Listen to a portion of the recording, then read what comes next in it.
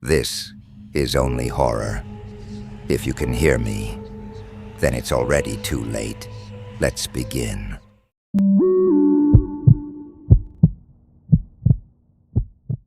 The voices in the trees sounded like us. My girlfriend said hearing another couple in the woods made her feel safer. An hour later, we heard her voice outside the tent while she was still beside me. Claire picked the campsite because it was supposed to be quiet. Just a state-owned campground with a dirt road, a self-pay box, and a handful of sites spread out along the tree line. We picked the last site in the row. It was somewhat of a corner lot with more space. Then the others. Past us, the road ended. Beyond that was just woods. We had both been exhausted for weeks, and the whole point of the trip was to disappear for a couple days. We set up the tent, stacked firewood, and ate by the fire while the light drained out of the trees. When it got fully dark, Claire heard voices first. A man and a woman, faint and far off. Just the rise and fall of conversation, and every so often a short laugh. I said there had to be another campsite somewhere back there. Claire smiled at that. She said she hated feeling like we were the only people anywhere. So at first, the voices made the night feel safer. We sat by the fire talking about stupid things, work, her sister's new apartment, the fact that I had remembered coffee and forgotten marshmallows. Claire called me useless. Then, from somewhere out past the trees, a woman's voice said clearly, I remembered coffee and forgot marshmallows. Claire stopped smiling. I stood up and shined my flashlight into the dark. The beam hit tree trunks and brush and nothing else. I called out hello. A man's voice in the woods answered in my exact tone. Hello. Not similar. Exact. I said it had to be people messing with us. For the next 20 minutes, the voices only spoke after we did. Not every time. Just enough to make us both start choosing our words carefully. Claire would ask if I wanted another drink. Her voice would repeat the question from farther in the woods. I would say we needed more wood. My voice would come back thinner and more distant. Claire finally whispered, Tell me if this sounds crazy, but I think they're getting better. She was right. At first there had been a lag, almost like something had to remember the words. By then the timing was tighter. The voices sounded cleaner, less copied, more like they already belonged out there. I said we should leave. Claire said yes immediately. We started packing fast. I kicked dirt over the fire. Claire stuffed clothes into a duffel. I grabbed the lantern from the tree and clipped it to my belt. We had almost everything packed when Claire said my name. I turned around. She was standing by the tent with both sleeping bags in her arms. What? I said. Her face changed. She said I didn't say anything. Then from the woods behind our car, in Claire's voice, something said my name again. Longer that time. David. Claire dropped the sleeping bags. That was the point where it stopped feeling like random people. Up until then, it had still been possible to pretend someone was hiding out there. Hearing her voice use my name while she stood right in front of me made it feel targeted. We should have gotten in the car right then. Instead, we went into the tent. The car was parked closest to the trees. To get to it, we would have had to walk toward where the voice came from, and neither of us wanted to do that. The tent felt stupid, but it felt closer. So we crawled inside with our phones, the half-packed duffels, and the car keys in my pocket. For a few minutes there was nothing.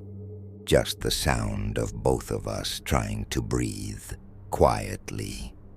Claire whispered that she was sorry for making us come. Then, right outside the tent wall by her shoulder, her voice whispered through the nylon, "I'm sorry for making us come." Claire covered her mouth. Something moved around the tent. Not footsteps. It sounded like weight sliding through leaves without ever really stepping down. A slow drag, then a pause, then another circling us without snapping twigs or crunching anything dry. I dialed 911, even though I knew there was no signal. One bar flashed, vanished, flashed again. The call never started. Then from my side of the tent, my own voice said softly, "No signal." I had not said that out loud. Neither had Claire.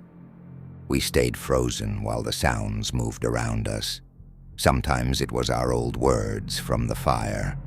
"Need more wood." "Do you want another drink?" Useless. Sometimes it was just our names from different points in the dark. Then it changed. Earlier that evening, Claire had told me something private while we were unpacking food. Her mother had called 3 times that week, and Claire had ignored every voicemail because she already knew they would just be guilt and requests for money. Now outside the tent, in Claire's voice but with none of her warmth in it, something said, "I still haven't listened to my mom's voicemails." Claire started crying without making noise. That sentence had never been said around anyone else. At some point, Claire whispered, "Are they still there?" From my side of the tent, before I could answer, my voice said, "Yes." Not after. Before. A minute later, she whispered, "I want to leave." She got only to "I want" before her voice from behind the tent finished it. To leave. That broke me. I unzipped the tent and came out with my flashlight up. Claire followed. We swung our lights across the site. Nothing. No people. No second tent. No lanterns. No glow from another fire. Just our campsite, the drowned fire ring and the trees standing beyond it. Then from somewhere behind the car, I heard my own voice say, "Claire." Soft, careful. At the same time, from near the fire pit, her voice said, "David, come here." 2 directions, 2 of us. I grabbed her hand and backed toward the car. The remote worked on the 3rd try. The headlights flashed and lit the site in hard white pieces. For 1 second between the trees past the tent, I saw shapes. Not people, just darker vertical forms that held the outline of people a little too cleanly. Then the lights timed out, and the woods swallowed them again. We ran for the car, got in, and locked the doors. The engine started. Claire did not tell me to go. She was staring through the windshield. At the edge of the campsite, beyond the dead fire, something stood where I had been sitting earlier. My height, my shape. Beside it stood another shape with Claire's posture. Neither moved. Then the smaller one tilted its head. In Claire's voice, clear through the glass, it said, "You forgot the marshmallows." I threw the car in reverse, so hard the wheels spun in the dirt. We fishtailed onto the access road and did not stop until we hit pavement and passed actual houses. There was no cell service until we got near town. When it came back, both our phones lit up almost at once. 1 new voicemail each.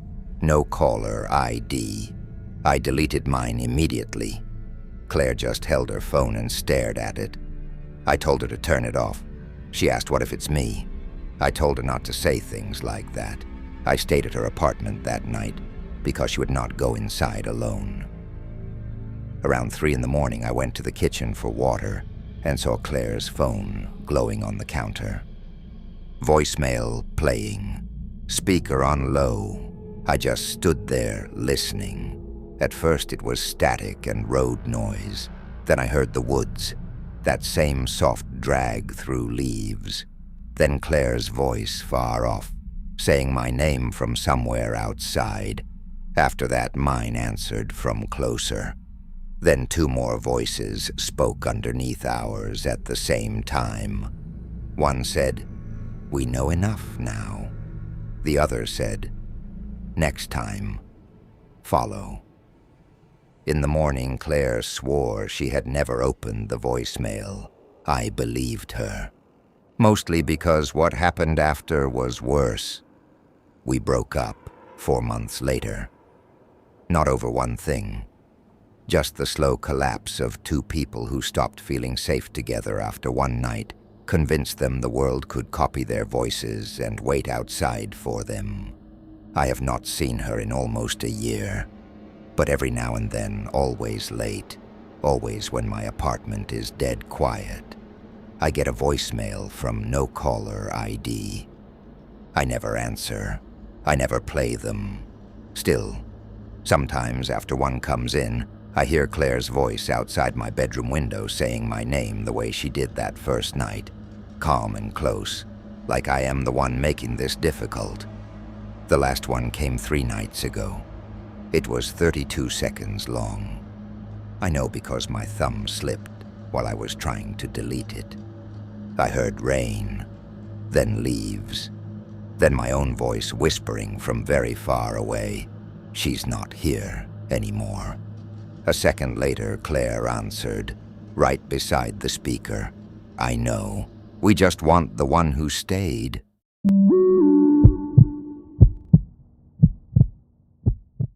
If you enjoyed tonight's story, drop a comment and tell me where you're listening from.